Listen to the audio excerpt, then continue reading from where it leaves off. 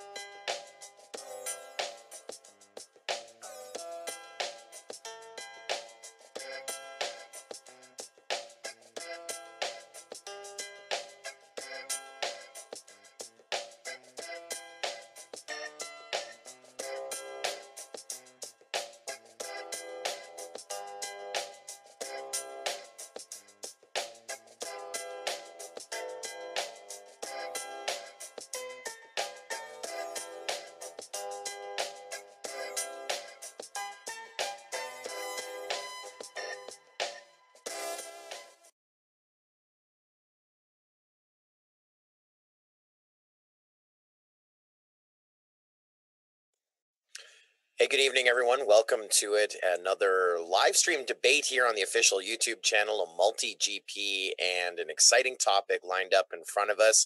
And this is our second debate, as it were, in the history of the debates with MultiGP, and probably maybe our second debate, but probably one of our most talked about topics when it comes to MultiGP drone racing and events all across the world, really. And tonight we're talking about SPEC racing.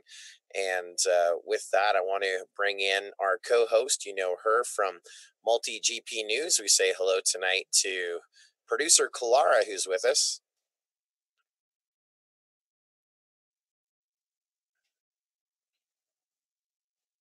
Thanks for joining us, guys. There we are. Welcome.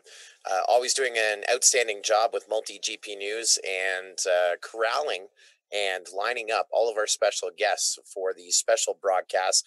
Coming up in a few weeks' time, we're actually going to have another town hall with our Tier 1 chapter leaders with MultiGP. But tonight, a great topic and a great roster of pilots. And while we have a brief second here, before we do that, we do want to recognize one of our guys behind the scenes, one of our boys in the truck running this live stream and debate here tonight, our producer of all of our live streams and debates and town halls. We say hello to Hefty Puente as well behind the scenes. Good evening. And I think, last live stream debate was a pretty good one, but one of the highlights for me was that whole introduction going into the countdown before we went green and live at the top of the hour.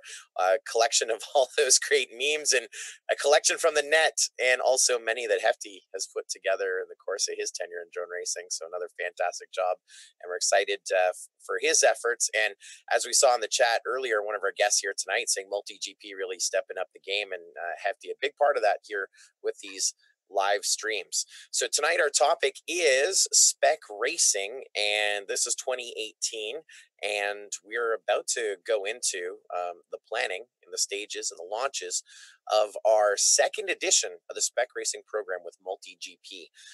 We had our first inaugural season of the MultiGP SPEC Racer commence in 2017. That was after a lot of feedback from a lot of different pilots online and lots of meetings, debates, and arguments with our MultiGP officers and corporate team. And we rolled out an inaugural season to test the waters and see just how much interest there really was in the SPEC racing. And that was our 2017 SPEC race program that is continued through 2017, and right with its official launch 2 months before International Open last year. Our big race, our first big race of SPEC racing happening at the 2017 International Open, and we're concluding that inaugural season here at the 2018 International Open. We awarded $5,000 last year in the SPEC race at International Open, and we're planning to do the exact same thing again here with the same super fast SPEC racer in 2018 at International Open, another $5,000 in the SPEC race.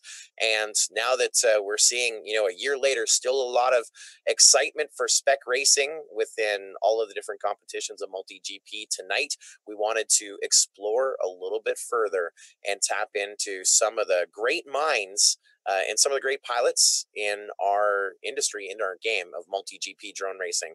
So with that, tonight, we do want to introduce you to all of our special guests comprising our panel tonight. We'll start with one of the first drone racers that I ever met in the game way back in 2015.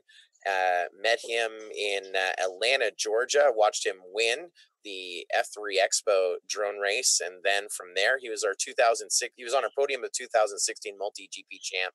Everyone knows him as Brain Drain. We say welcome tonight to Brian Morris, who's with us. Yes, I'm old. Thank you. You're experienced. Oh yeah, experienced. And sporting the Fat Shark hat. I love it. That's from the 2017 event on the island that we try and forget. I'm wearing the brand new Fat Shark ball cap, complete with dust and sweat from Flight Fest, Ohio. But there we are, a little out with the old, in with the new. Brain Train. Whoa. What? No, I'm just saying, I like your style. I mean, okay. You're bringing sexy back tonight as well. Another pilot that I met at that F3 Expo, which was a big event for many of us.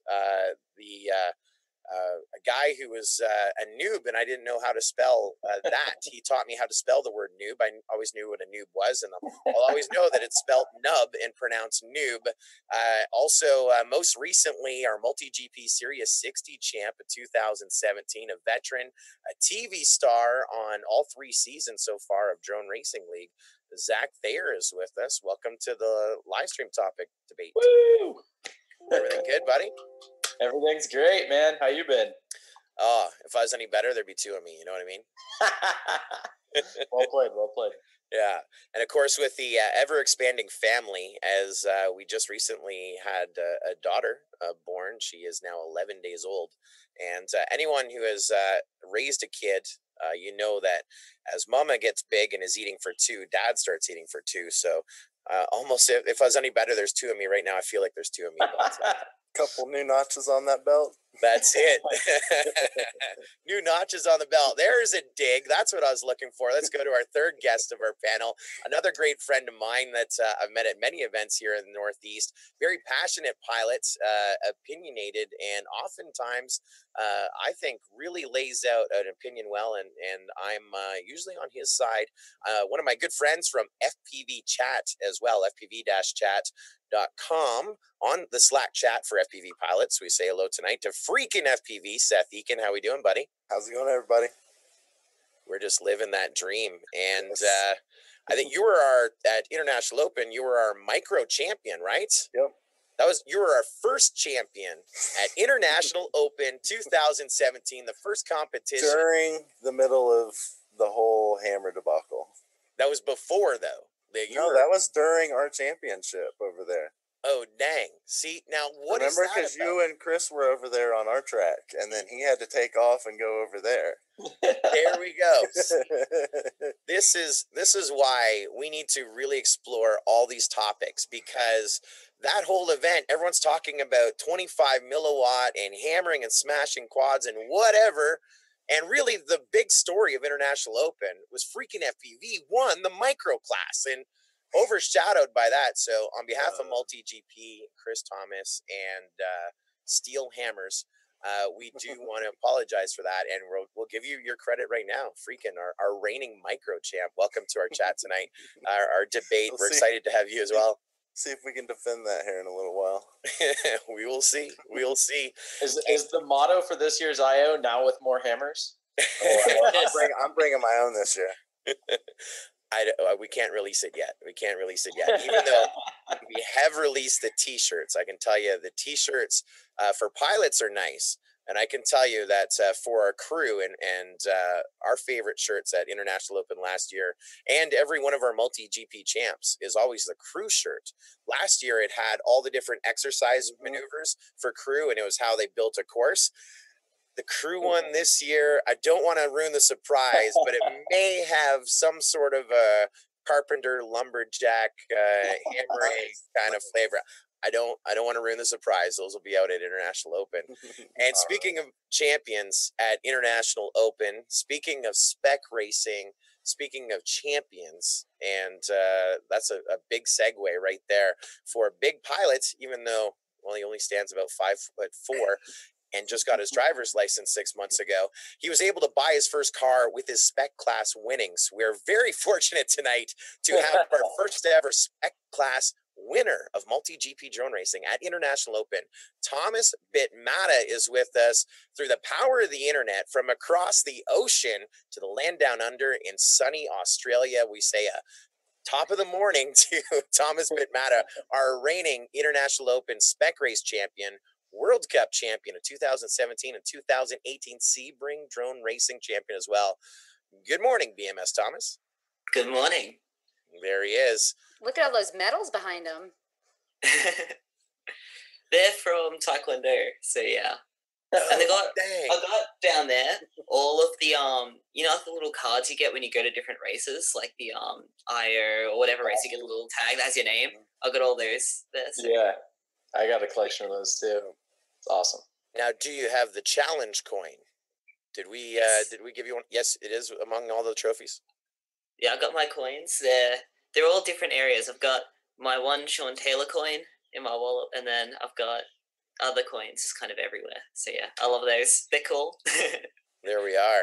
Welcome, welcome to it. Congratulations, another great year, and you're coming off some big wins as well. Just recently, a couple of weekends ago, a big win down in Australia, huh?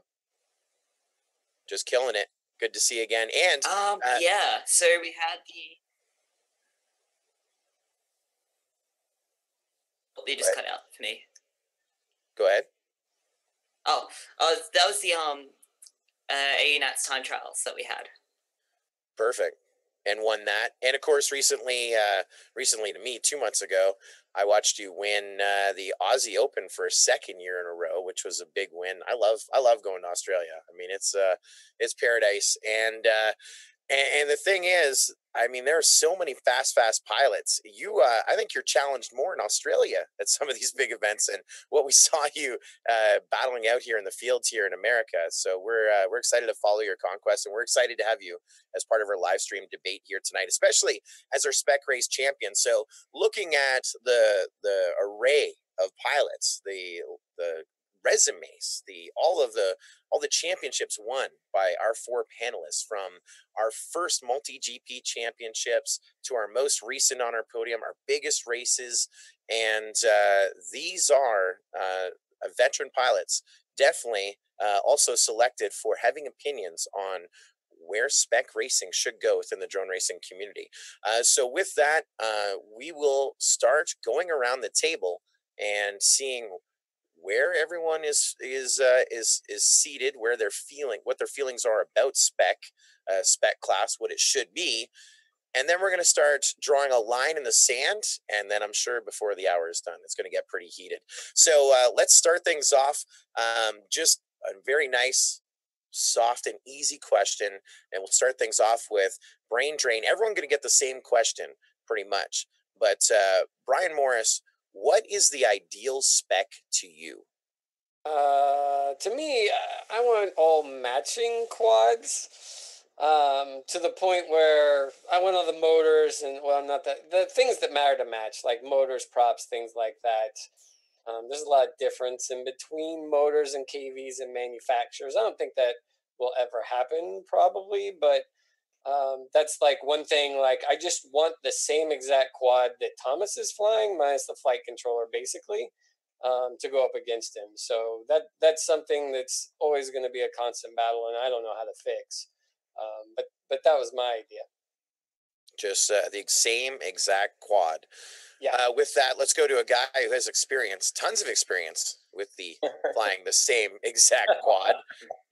He's flown the Flying Brick, the Racer 2, and the fastest drone in the world that goes 0 to 80 in 2 seconds, the Racer 3, that's in the Guinness Book of World Records, and competing again here this 2018 season with the MultiGP partner Drone Racing League on ESPN with that Racer 3 once again, which is the exact same quad. But with MultiGP drone racing, with your local chapters, your local drone racing, national drone racing, maybe not on television, maybe live streamed. Hey, Noob, what is the ideal spec to you?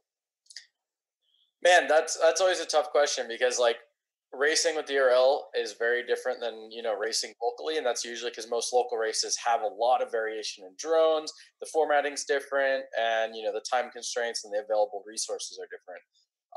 I absolutely love spec racing when the races are slowed down. So back in the day, MultiGP used to have a 4-inch spec and a 3S spec, and I think the 3S racing was some of the most fun stuff ever. Like, the quads barely had enough power to get going, so if you misused and mismanaged your power, you blow out a corner or you'd hit a gate or something. So what I would love to see, and I'm somewhat on the same page with Brian, where it's really challenging to actually make this happen. You have to get everything so similar that the equipment's not the advantage, the piloting's the advantage. So the perfect spec racer to me is something that's a little bit slower, which really pits the piloting skill against each other and the line choices.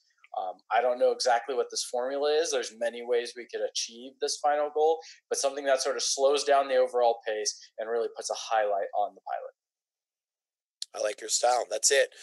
So now we're on the pilot side. Let's let the pilots decide, not the course, not all the other variables that are in drone racing. Decide to in a spec race and find out who is the fastest pilot. So have a constant variable, which is ultimately the goal of spec racing. Now let's go over to freaking FPV. I'm guessing that the ideal spec is not a micro, but you know what? Let's not discriminate on size. Let's just talk, just the concept. Seth, what is an ideal spec to you? Well, I think moving into spec, like they were talking about, it's hard to get to an ideal, like because that's the ideal, is that everybody's flying the same exact basic equipment, because then it comes down to the pilot. But I think that ties into maybe having classes along with specs as separators in the skill levels and progression, and have loose specs to start off with, because we can't start off with just saying we are only going to use this motor, this, because then you come into issues with manufacturers not wanting to participate, not wanting to support it, not wanting to sponsor events. So it's a hard problem to solve. But the thing with the pilots is we all want to show that it's us that is doing it. It's not because I have the fastest quad. It's not because I went out and bought these motors, or I know this manufacturer, so I got some special KV or something, or some prototypes. That's not, we want it to be racing, pure racing. It comes down to who can take the best line, who can stay the most consistent, who can figure out those lines faster, because that makes a big difference.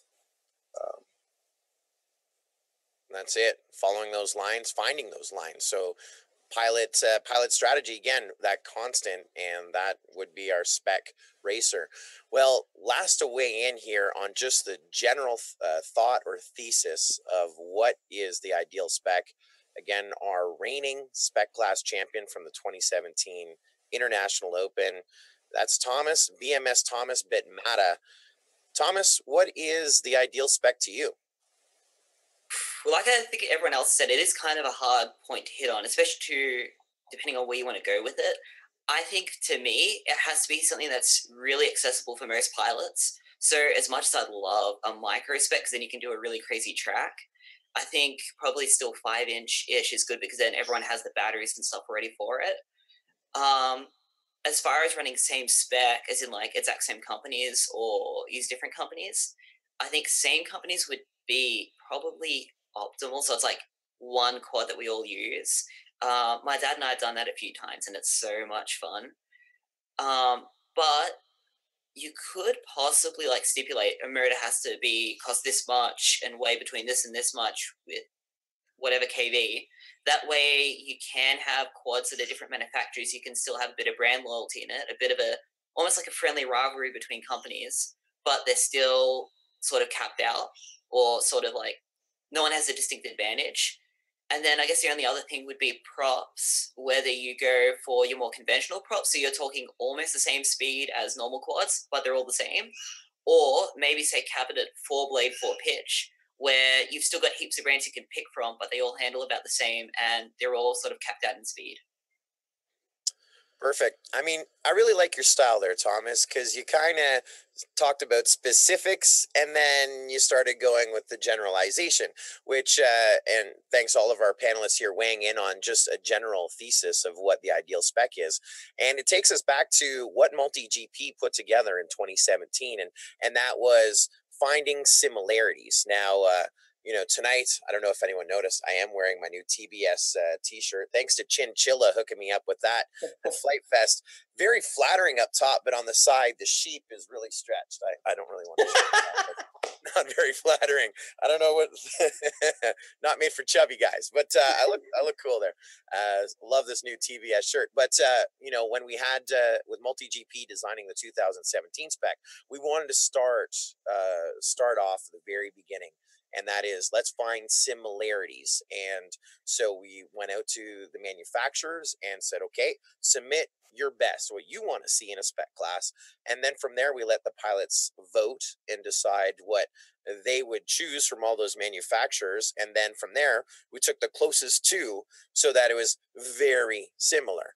The from the kilovolt and to the props, everything was close. Even we look at we went down to the video transmitter and the antenna. Very similar performance, but I can't remember the mathematics on it. But when you look at the powertrain, from the ESC to the motors to the prop, and then to even the batteries, the two different type of batteries, if that's your drivetrain, and then we also spec'd out the frame and the video transmitter and the antenna, but 4 times 2 is 8 to the third power. It's like there's 24 or 32 different variations of what that drone is. And we think we were close, but then at International Open, as tight as those races were in the spec class, they were pretty tight. But then the last race, we're pretending that didn't happen, because I think Thomas could have had Freakin's 3-inch micro quad in that final race, and it would have been game over. Johnny, he schooled everyone else took themselves out of the race.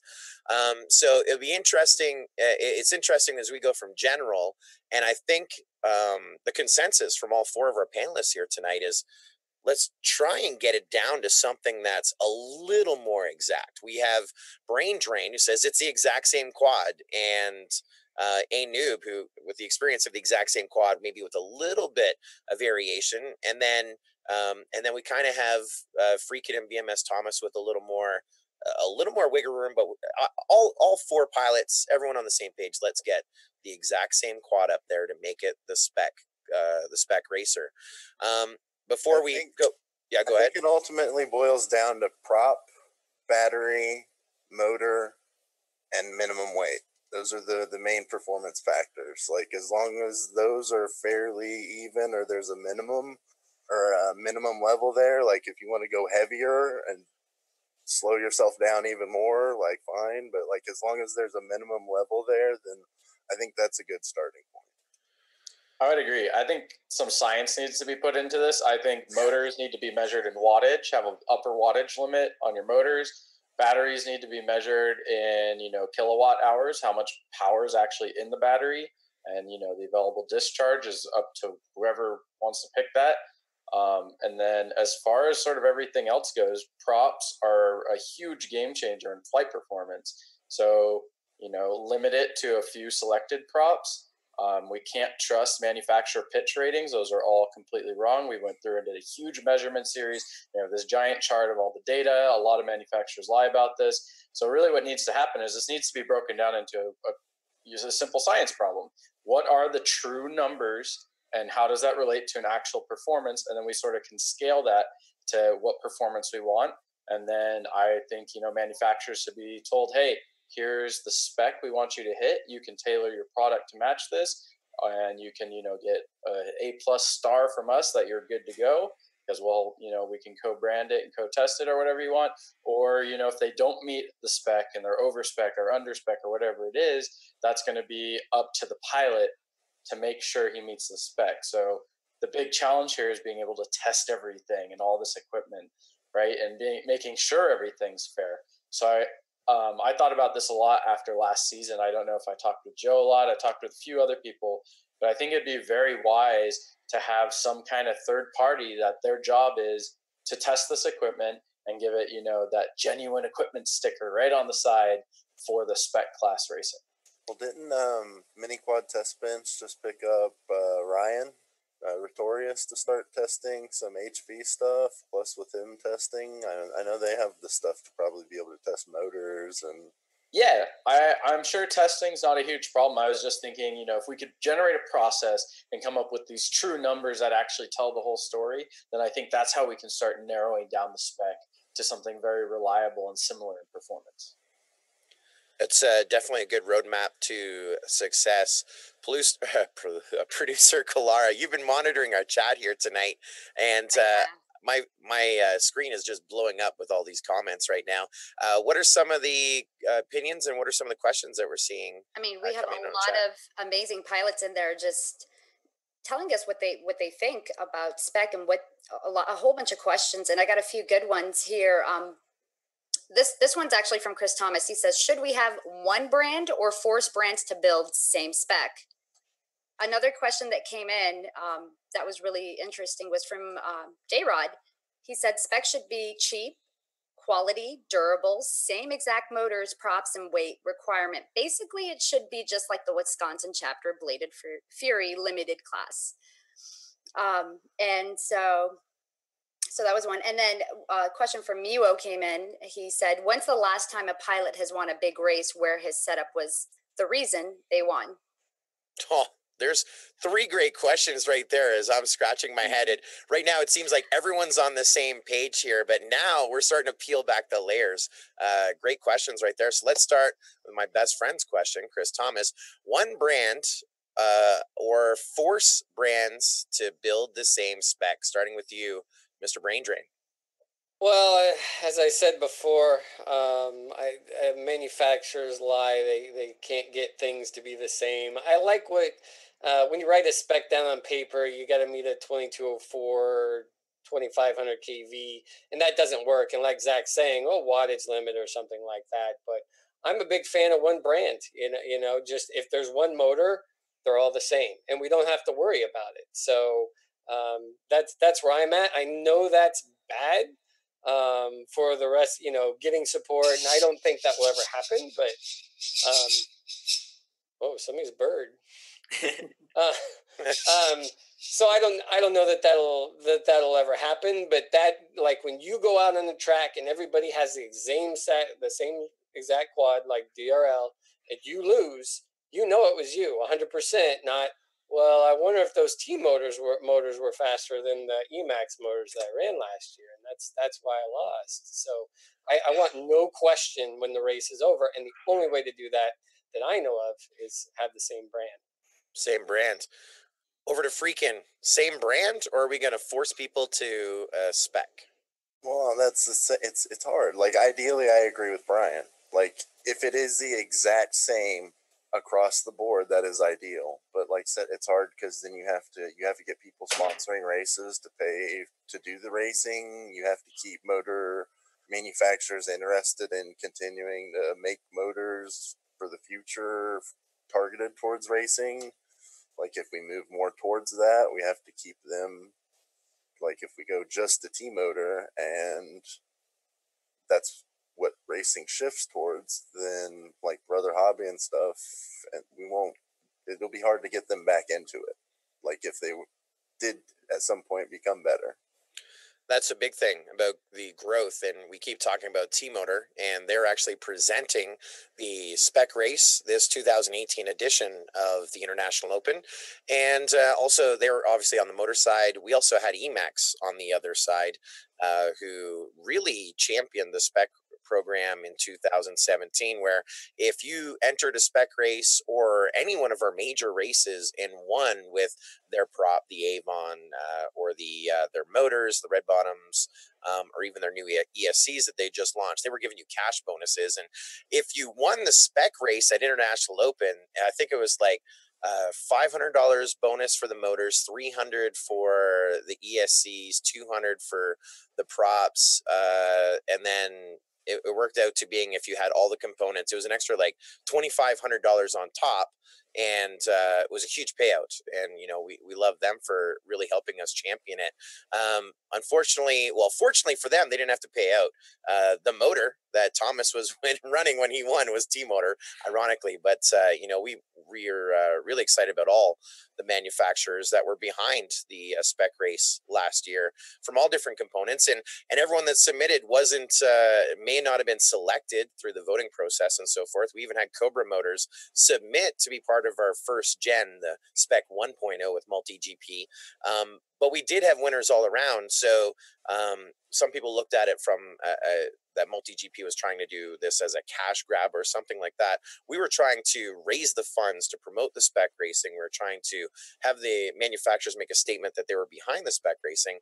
And if their product wasn't selected, and there were a few that didn't get their selected frames, lipos, and motors, we took that money right out of SPEC and put it into gates and flags and gave it to chapters, free gates and flags for chapters growing through MultiGP. So, you know, even those that didn't advance in our first gen in the SPEC race, they got celebrated and advertised.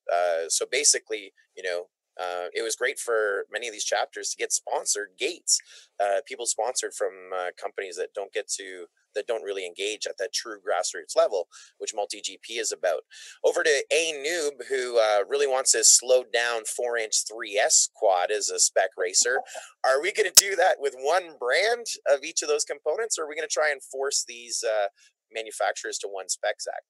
So I don't know if that's my spec, but well, as I mentioned earlier, I think the smart way to do this is I don't think we can have one manufacturer. I know that would ideally be the best. It's the most consistent across the board for everyone. But at the same time, I think that will actually hurt spec racing and hurt the hobby more than it will help advance it. And I think we need to look at spec racing as one, advancing the hobby and having like a true competition level where, you know, the variables are extremely limited. So that's a very challenging situation, but I think the best way to go about it is sort of what I mentioned before is let's start having very accurate testing. And if a manufacturer wants to be part of the spec class, they have to submit samples for testing, and those samples have to, you know, match and pass these tests. You know, and if people cheat down the line after the fact, you know, that kind of stuff happens. And, you know, as we get more time and resources, you can have more strict regimenting and testing and all this. But I think the best way to do it is to sit down and go, hey, manufacturers, if you want to be part of this spec, you know, so if you're making a motor, here's our set of motor regulations. We're not going to just say stator size and kV, that we all know that is very, very general. Doesn't account for different things like magnet mass, bell mass, winding sizes, winding strand count. There's so many variables in these equations that we submit a very strict set of rules that they have to match. And if their product passes the tests, you know, then they get to be part of the spec. If it doesn't, they have to go and revise. You know, and then I think if you start doing this for every component that we think matters, so I would essentially say it's motors, batteries, and props. The rest of it can be sort of up for grabs. Pick whatever you want. Most of the other parts, very little affect performance. They're more personal, tailored type choices. Sort of allow that to be anything. And then, you know, add weight constraints or whatever you want for safety or other kinds of regulations at that point. But I think tailoring spec class to the things that control the flight performance of the craft should be the main goal. Excellent. Now, I think at the very start, BMS Thomas said same companies, but I'll pose them the same question that I posed everyone else. Thomas, looking at this to enforce this spec, are we going to force the specification or enforce the brands to do that? Or are we just going to spec out the companies? What are your thoughts?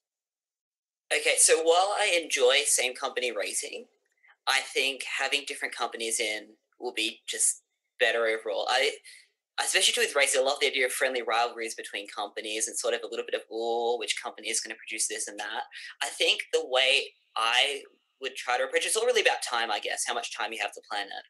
But maybe even say the stator has to be built to these specifications using this tolerancy of, say, copper winding or whatever, using this winding method, and say you have to use these magnets, but then have, say, a bit of variation in what you can do with the bell. And then say you have to retail it for however much and have it the same across the board. That way, all companies are sort of conforming to the same status spec. They have a little bit of room to play with the bell, so if they can get some gains there, then, I mean, they're going to benefit the whole hobby anyway with that. But then also it's like, because they've all got the same price point to conform to, there's really no need to try and do anything crazy sort of that's going to not, like, make one benefit more, if you get what I mean. So it's like basically the bit that really where all the tech is and where all the gains to be, have that just capped out with companies and stuff like that. But then everything else other companies can build upon. So you still get, say, your Cobra motor, your T motor, your Emax, but they're all still relatively the same. And then whatever gains from that, like, say, little Bell Designs era or whatever, then everyone gets that ability. So I'm just going to pick up as a segue and go back up through the panel. So my original thought, and everyone knows, I am far from a racer. I'm a race producer, race organizer, race commentator, race director. But I am the reserve champion of the rookie race at Flight Fest, Ohio. I hit the podium, my first ever podium, but I have no skills. But I would think that we're just specking out the KV. But Thomas is saying, no, we're going to get in there, go to the magnet, and we're gonna totally fine tune this motor. Is that how far a detail that we think we should go? Let's start with that one component, which is, I think, a big part of how fast you go, the motor. What do you think, Seth? Is that too far? How do we spec a motor? It's hard.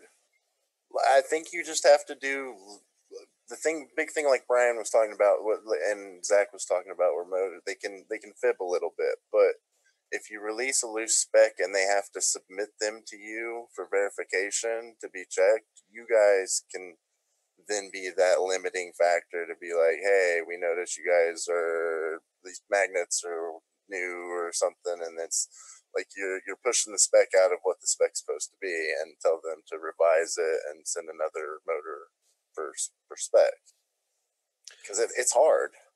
Yeah, it very difficult. I mean, you can imagine, the discussion for spec 1.0. It is very difficult to try and figure out what is fair for everybody, what makes it a spec.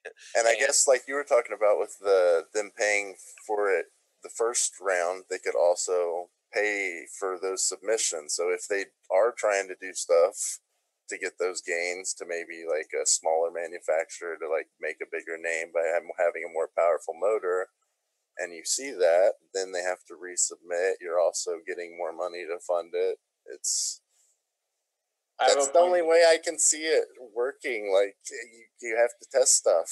Like you have to test stuff. What are you thinking, Zach? It's actually, I think the best way to do it is it's power constraints, right? You only have so much power, and that's your battery, right? And those are measurable, nominal type things. So we can take our voltage and the milliamp hours, and that is our exact power rating. You multiply those numbers together. I would say if you can spec out how much power the system has and how much it's allowed to consume at full throttle, that's how you're going to start testing these components. So this will allow manufacturers to go and optimize the magnets, the coils, optimize it however they want. But if they say consume more than, 100 watts on a motor, then they're over spec. They're consuming too much power, which means they're going to output more thrust and be faster. But if you can constrain their upper power limits, then you're going to sit right here on this line, and it doesn't matter. You're going to allow them all this room for manufacturing advancement and technological advancement, both in batteries and motors and propellers. But at the same time, the wattage output's going to be the same. So all the gains you see are true technological advancements. So at that point, the spec class is going to be tailored down, and at some point down the road, all the manufacturers will level off, where there is no more technology to invent. It is all perfect. So maybe season one, you'll see discrepancies where this manufacturer has some better tricks, but they're at the same power usage, whereas this other manufacturer has a less efficient motor and it's slower. So I would say, let's come up with constraints that do constrain what the upper limits are, but allow the openness for those manufacturers to still compete. It's a great concept right there, where we have BMS Thomas, who wants to spec the magnets, to a noob who says, no, it's the overall power. That's what we want to do, measure the whole drivetrain as a whole. And with that, still to weigh in on this, are we going to go down to the magnet, or are we going to just measure the whole? Last one to weigh in on this question is Brain Drain. And I'm excited to hear his response, because when we were having the debate and the poll, and then the poll, and then the other poll about going from 4S to open, one of the videos that we referred to, and it sounds like I'm making fun of it, but it's totally the opposite. We referred to the Brain Drain video and his analysis of 4S versus open. And I think, I can't wait to hear what he has to say on this. How do we measure that spec, Brain Drain? Is it, do we go to the magnet, or is it the overall output? Yeah, I think I'm gonna have to agree with Zach on this one, that it's a wattage output, and I really like that idea that we spec out whatever the number is, and I don't know it, but basically on this prop you can pull 100 watts, whatever the number is, max, and there's your spec. Go crazy and see what the manufacturers come up with, and that's 2207, 2500 kV or whatever. Whatever it ends up being. But I think we should have a target. Like, to me, with a lot of the guys liking the 3S racing, the old timers like me, and slowing it down, one of the ideas that I really like is people running their 6S setups basically on 4S, which is the same as running 4S on 3S. So if we say something like a 2207 1700 kV, however many watts that pulls on 4S, we find out what that wattage is, and like, here, manufacturers, you can pull this many watts, and we're going to be running a 4-cell battery, so the KVs will naturally work out 1600, 1700, but those magnet sizes, stator sizes, all that stuff is going to fall into line as they figure out what's what. The part I don't like about it is somebody who comes up with the magic formula. If you're on T-Motor and Emax figures out how to be 10% faster, which wattage wise, I don't know if they can do or not. Then there's a problem and it's not spec. But I think wattage is the best way to equalize the field. Well, like what you're talking about there, Brian, I mean, that happens in like car racing, like between manufacturers. Like, there may be a season like in F1 where McLaren has figured out some new timing trick or something where they're putting out more power and they're harder to beat that year. Right. But as the year goes on, people catch on, and the next season it like equalizes itself back out. Well, and I think if we slow it down enough, we get down to our 3S speeds, that difference is going to be, it's not going to matter. If you blow out a corner, you've screwed up more than the efficiency of your motor made anyway, so it's fine. So I think slowing it down is one of the key pieces here. I totally agree. That was my opening point. I have an idea. I don't know if it'll work, but could you have in the flight controller firmware a MultiGP spec mode where it's actually looking at the power consumption of the quad and actually capping it out itself through the firmware?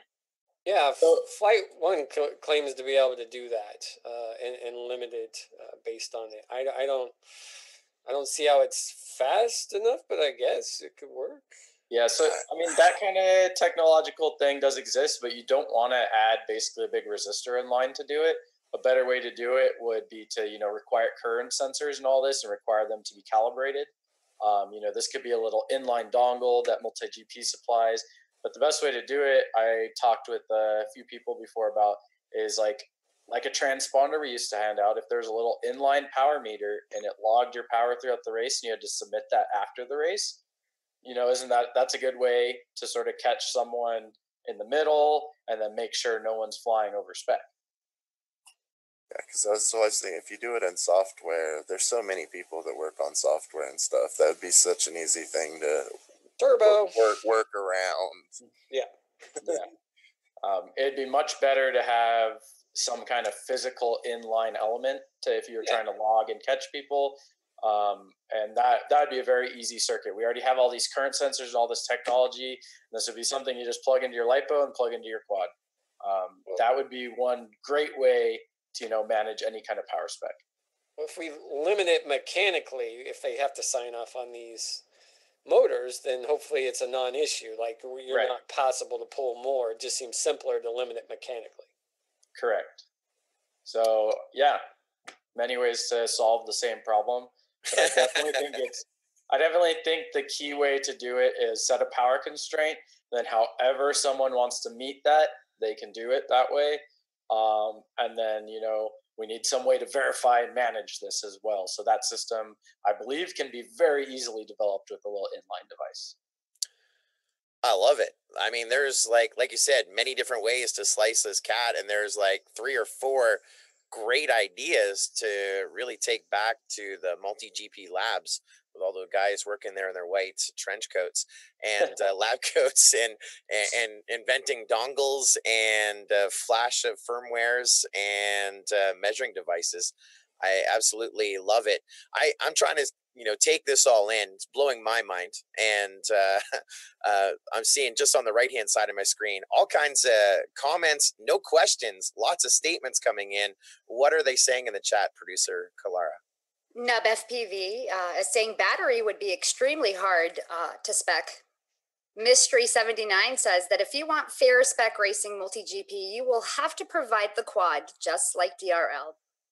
So that was a good question, I thought, or statement per se. No questions coming in. Everyone's just making a statement, like you said. But yeah, so, and Miwo had a good one.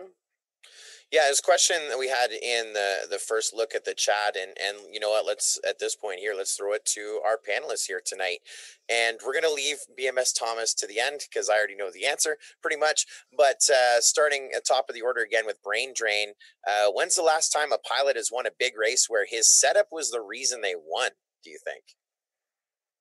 I think every race is the setup. I mean, the setup is the reason they won. People fly there, they don't finish. Like Open Grove, meanwhile, won, and Vanover was running 4S, and I don't think he could finish. He couldn't manage. It's like, so right there is an example of the wrong quad on the track.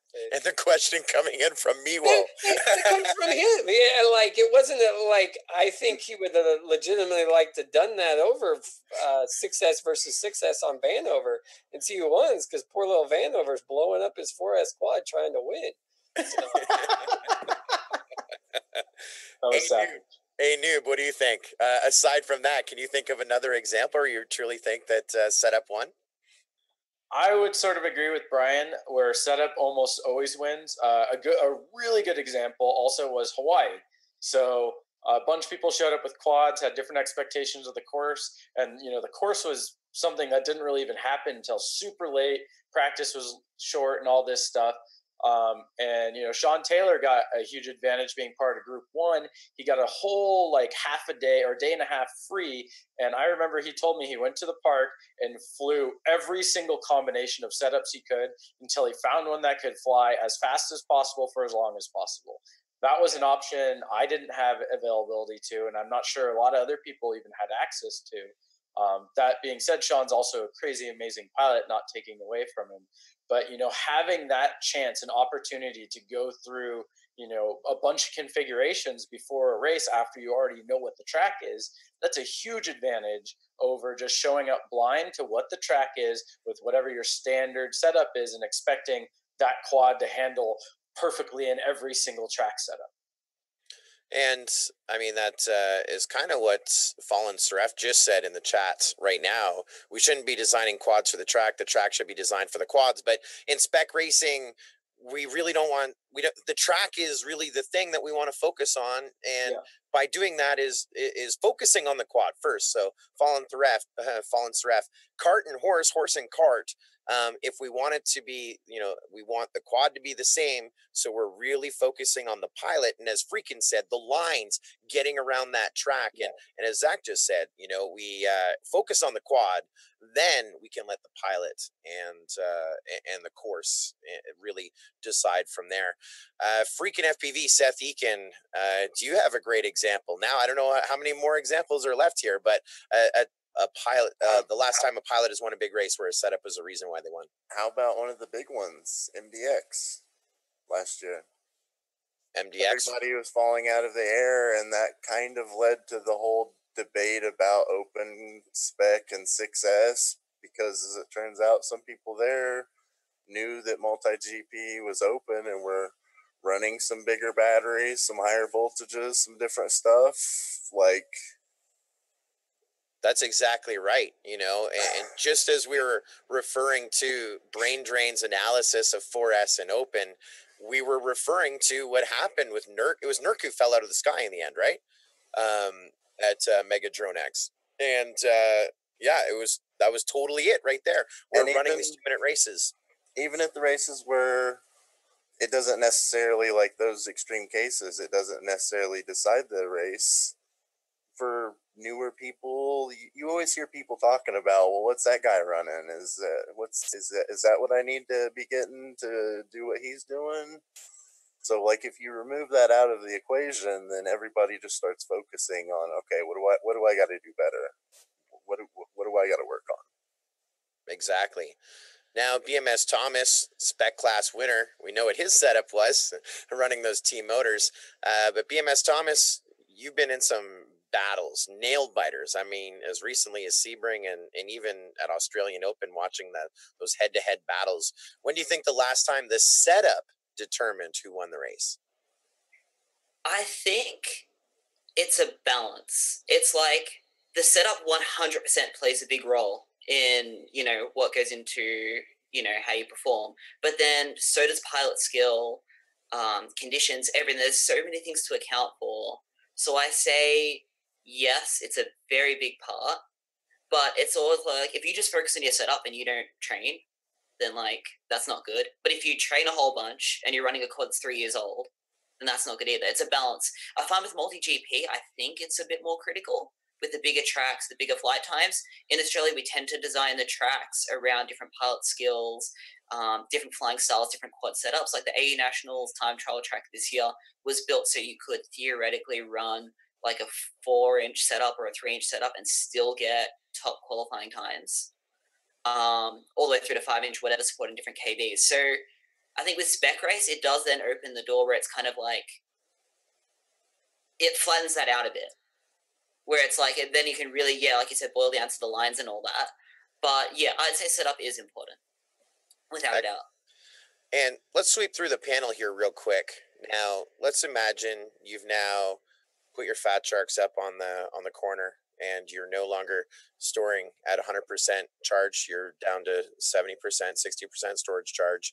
And now you are working on the betterment of drone racing worldwide. You join the team of David Roberts, the president of MultiGP, and Joe Scully, EVP of race production, and Hefty Puente, brand officer, and Chris Perry, our development director, and Shannon Broussard, our lead chapter guy, and our entire team, with media team, with Daniel Kalara and Frank, and anyone else I'm forgetting that we have our weekly calls on. The people who are taking tonight's feedback and all the notes and all the debates over these last 3 years. I want you guys to put on our hats. I'm going to take Thomas's quad. I'm going to go smash it. And I'm not going to do it the hammer way, guys. I'm just going to fly it and smash it. I have no skills. But now you guys are, let's put the hats on you guys. You guys have the white piece of paper and not the gun to your head, but how do you decide right now, starting with BMS Thomas, how do you decide what the spec is? You talked about those motors.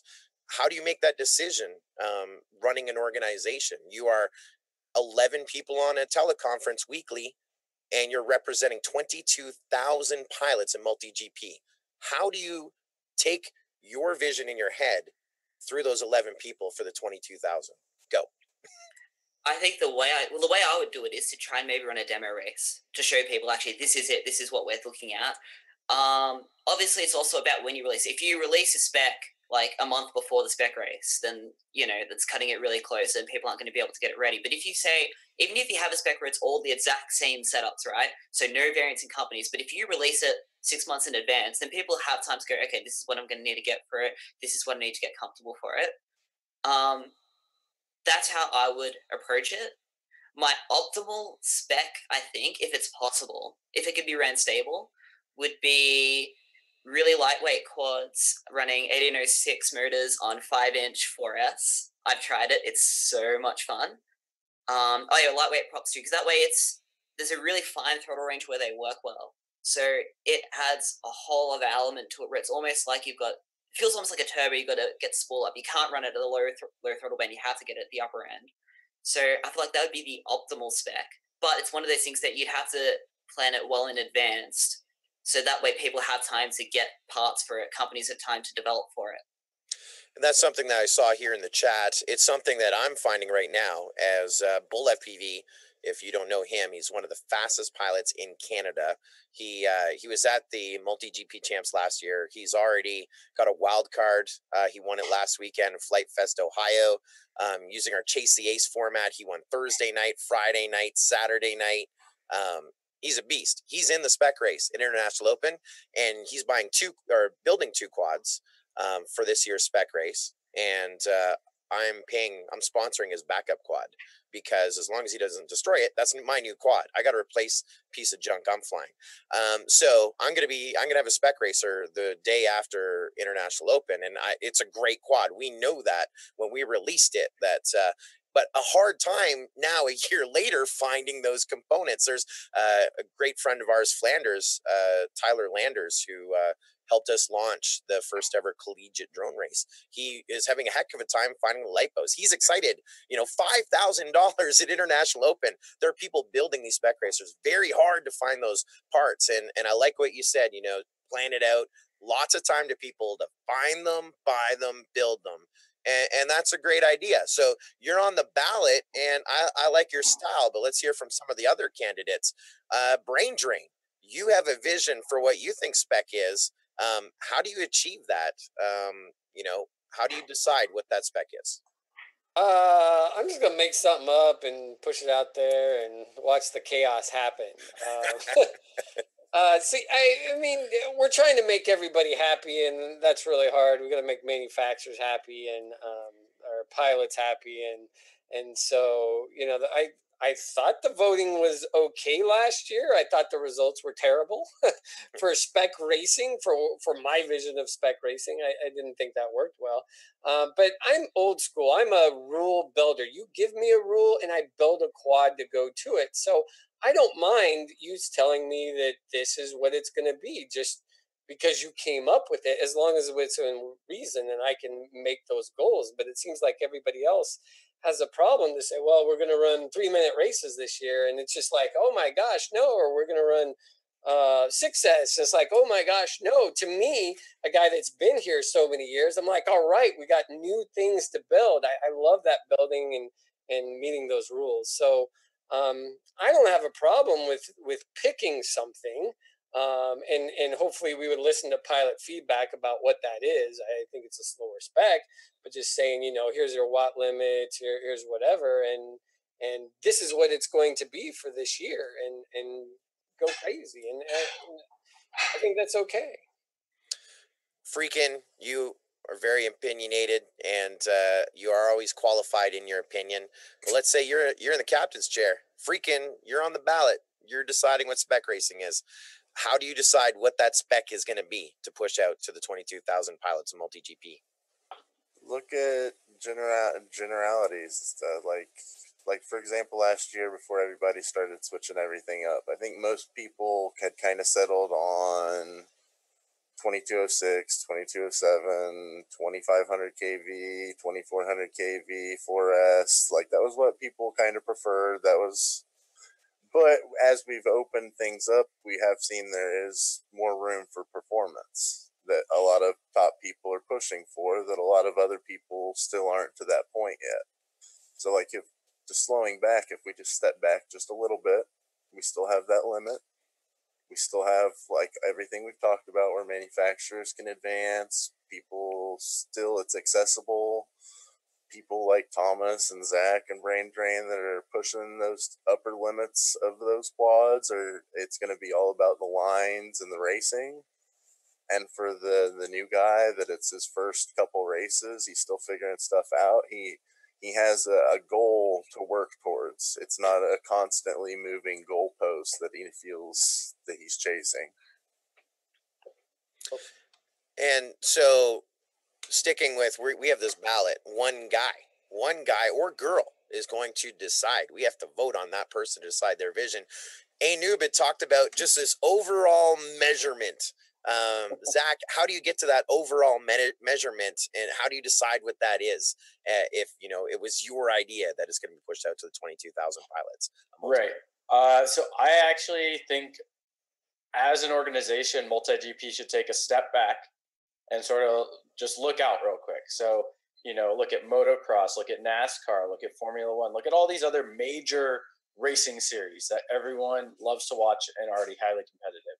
They have very highly regulations, rule books that are so thick no one really wants to read them. Some team manager somewhere gets the poor job of making sure they follow it. But I think that's a very good way for us to look at it. Those are the premier events that these organizations are putting on.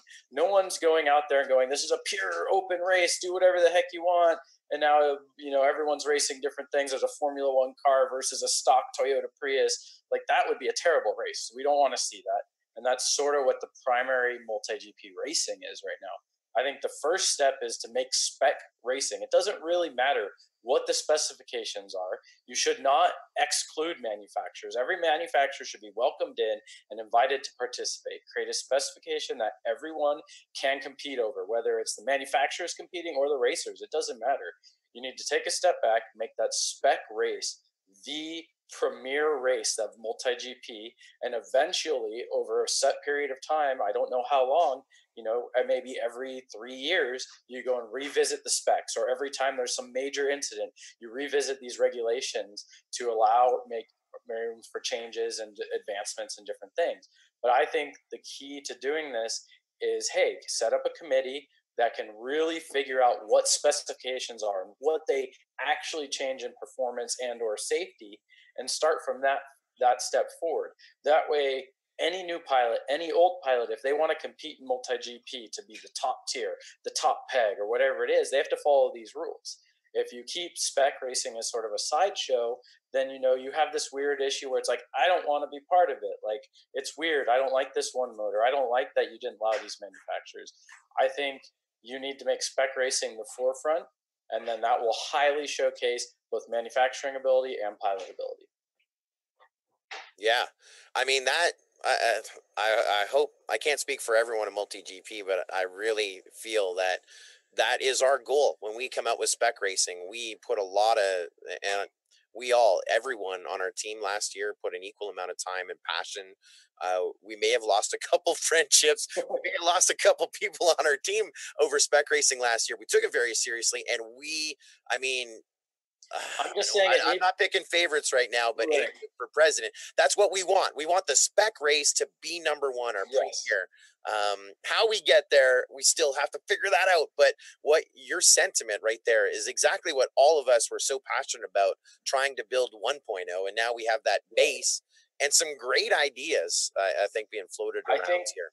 I think the key is you need to make that open class not the exciting one. You need to, lowers the prize pool for that and have that as more the fun race. Like, who can get the most insane lap time? Have a bounty on it. Don't have a big tiered series around it. Instead, if you put bounties on open classes and have more for fun races, and that's a celebration of equipment, that would make more sense to me. Whereas your pure racing, where you're trying to find the best pilots, that needs to be spec, that needs to be regulated. I think that's the key aspect to how you get there, is you have to decide a set of rules. Like Brian said, they don't really matter. Throw something out there to start. Make sure the rules you throw out there are smart rules and not rules like you can only run this one manufacturer's prop, because that kills your entire competition on manufacturing side and all your income through sponsorships and different things. But figure out, how do you specify the rule set where it's a smart rule set, allows flexibility, and then change that as time goes on and you see things that need to be added, removed, or altered. Exactly. I saw a lot of caps come through in the chat. Producer Clara, final thoughts coming in from all of those watching our live stream. What have you been reading? I've been reading a lot. We have actually a question from Chris Thomas that was really interesting to me. He says, if we offered a T motor and Emax motor that was 2204, 2100 kV, all other specs that same, would that work? No. I mean, you need to actually test these motors for wattage, because the same size motors and the same KVs with different winding terminations, there's a bunch of different factors that can change the wattage of the motor. And the wattage is the end story of how that motor performs. So just because it's the same size does not really mean anything. Like, you could have a 2-ton truck with a 4-foot bed and a 2-ton truck with a 16-foot bed. Do they fit the same amount of gear? No, but you have one big ass truck. That was what we call a close-ended question, a yes or a no. Seth, what do you think? Emax and T motor, same motor. Does that work? Yes or no? No. Brain drain? I think the KV is too high. And Thomas? I think if the actual like stator in that specified how it's wound and stuff like that, then yes, it would work. But if you just leave it open to 2204, 2100 kV, then I think there's too much room to play with inside. There we are. So yeses and nos. So there we are. You got two emojis, Sir Christopher Thomas. What was all the caps about there with Fury and Jared? Clark? Yeah, there was Bladed Fury. They want to talk about the limited class with Bladed Fury. And J-Rod had mentioned it in the chat several times, and I don't want to miss his question. It's really important to us, so I really want to make sure that we they're going in a similar direction, from a different angle. And, that's one of the great things of MultiGP is we look at all the different chapter races and what is happening on the grassroots level and the major level.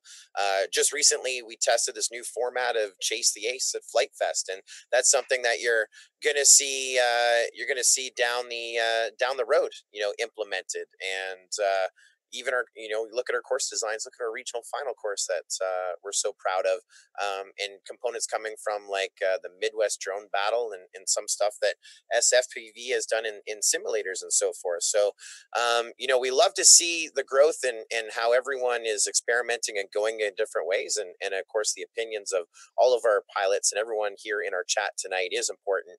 And we're really excited to grow this industry and grow drone racing and specifically spec racing, and as Zach had said, to make it the premier race. Let this open stuff be your fast lap, your thrill show, your sideline entertainment, and let's let the spec class, like NASCAR, let's let the spec, that is our gold, and we just got to figure out how we decide what that spec is.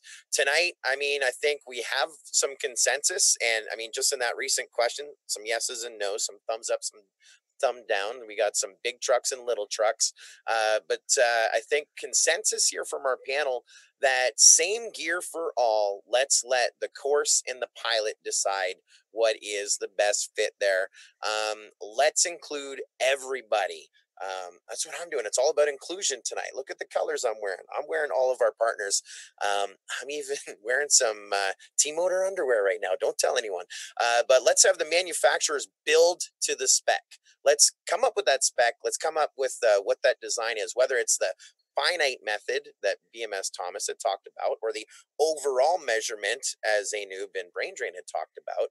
And Seth, I can't quote you, as you're kind of in the middle there. It was hard. It's hard. It's one or the other. But we're all kind of indecisive, trying to make the right decision there. But let's build to a spec. Let's design what that spec is and make it the premier race of MultiGP. And another consensus that came around, and I'm going to quote Brain Drain, even though maybe not the most positive quote, but the manufacturers lie. Not always the case, and the views expressed by Brain Drain are not those of our entire panel of MultiGP. However, it is true, we do need third-party testing, and we saw some great references in our chat and brought up in discussion here tonight.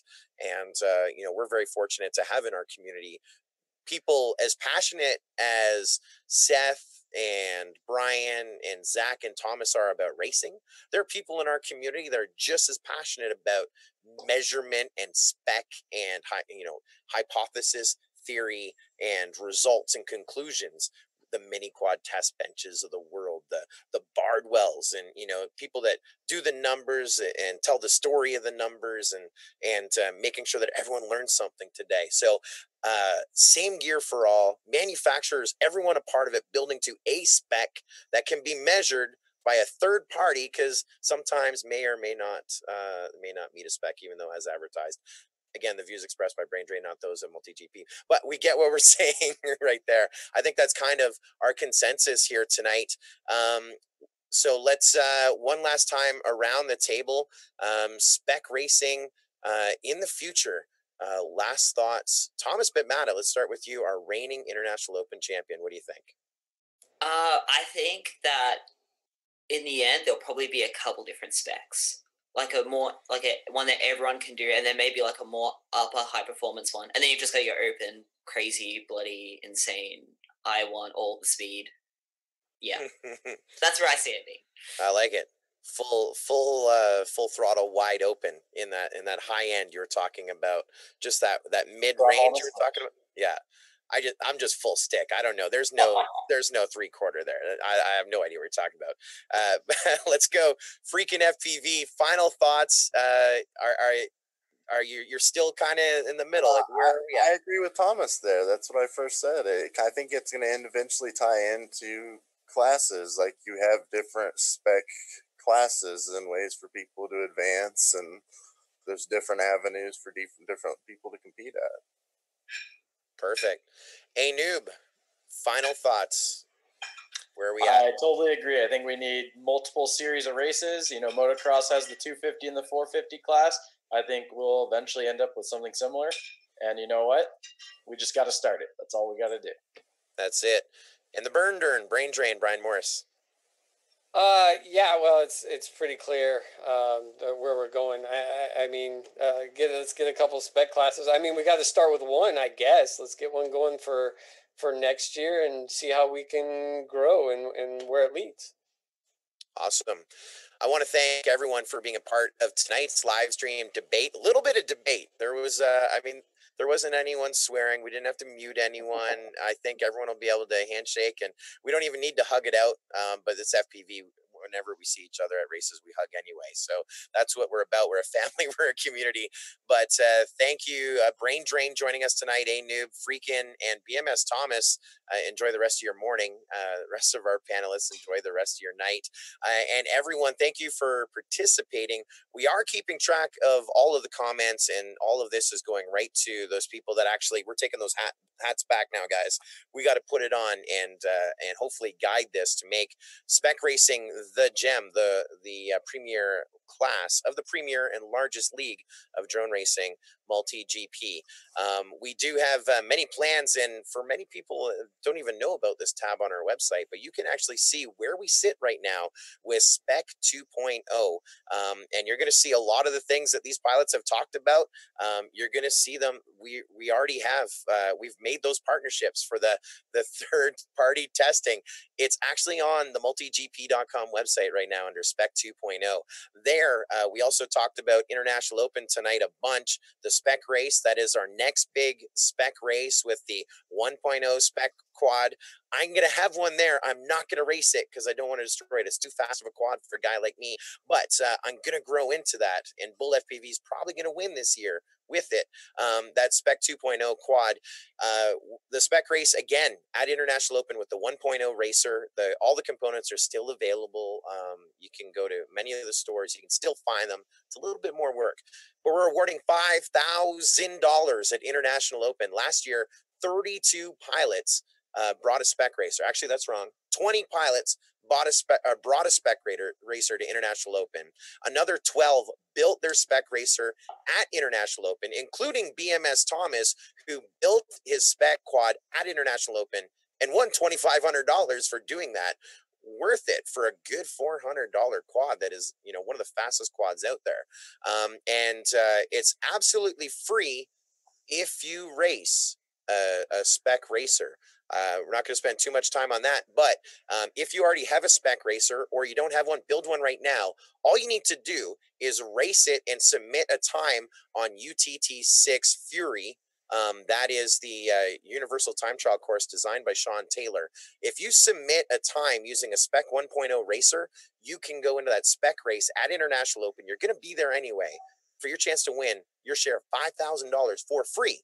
If you're lazy and you build it on site, maybe you want to have some of the karma Thomas did. It's going to cost you $50 on site. So save $50, get that spec racer, get it tuned right now. As Brain Drain has said, take the FC out of it. Get that thing tuned and ready at home. Save $50. Submit that time. Come to International Open. You can win $2,500 with the fastest quad out there. And then we are going to release. We hope our goal is to release 2.0 with that 6-month window, maybe, that BMS Thomas was talking about. Lots of information, multigp.com tonight. Thanks again to our entire panel. Again, Brian Morris, Zach Thayer, Seth Eakin, And Thomas Bitmata, thanks for joining us tonight. Everyone in the chat, and I want to thank the boy in the truck, Hefty, producing our live stream once again, and my co-host, producer Kalara. Another great live stream, another great debate tonight, huh? I thought it was great. Yeah, I thought we came to a good consensus. I think that we took a step closer to agreeing to something, and making SPEC work, hopefully for next year. I know we have many more topics still to come, guys, with this MultiGP YouTube channel. In this weekend, we're going to be broadcasting live from the next regional final with the MultiGP Regional Series presented by the Academy of Model Aeronautics. Coming up in about a week or 2 weeks, we're going to have a town hall. We're going to be talking about spec racing. We're going to be talking about classes. We're going to be talking about crazy stuff with the backbone of MultiGP, our Tier 1 chapter organizers. And stay tuned for next month's live stream debate. And I'm thinking it's going to be more of a heated one. Tonight was an intelligent one. This was one about gentlemen just having discussions and their feelings and massaging a concept.